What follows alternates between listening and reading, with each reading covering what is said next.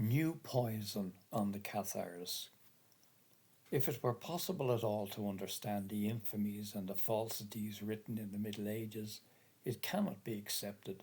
On the contrary, they must be denounced in a loud voice, the illustrious scholars of the 20th century who proposed them again uncritically, and who, to defend the Catholic Church and its actions, throw new poison on the Cathars.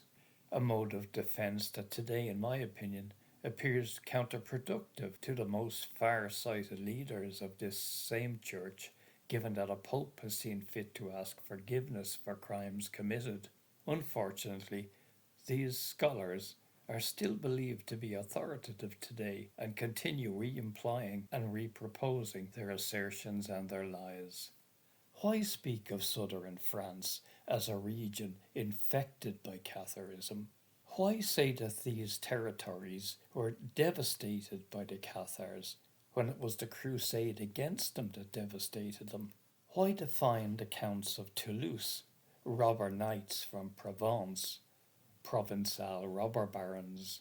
Simon de Montfort and the northern knights were robbers who took their lands. Why did they say of the Consolati, who lived by their own work, with the rapacity of the modern bourgeoisie, they collected their church tithes? Catholics exclusively were the ones who collected tithes. Page 257. Yes, those rapacious wolves, as Dante said of them, who accuse simoniacal popes and prelates, rapacious ones, who take the things of God that ought to be the brides of righteousness and make them fornicate for gold and silver. Hell 19, 2-4.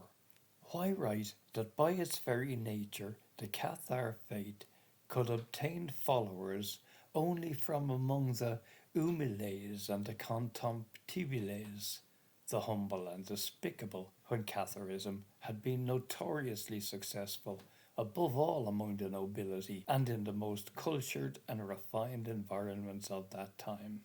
In fact, the same Mancelli contradicts himself, given that a few pages after, he describes a Cathar called Peter Gallus as a man of considerable skill in scripture and theology, if his ideas could attract the attention of an Albertus Magnus or an Odofredo, and if an entire summa against the Cathars was without doubt dedicated to him.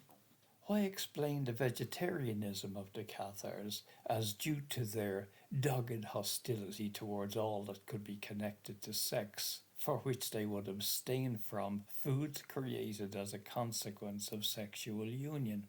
It only takes a little common sense that this would not have explained their placing their own lives in danger by not killing a hen. The Cathars were vegetarians because they had a deep respect for life in all its forms. Sexophobia is typical of Catholics.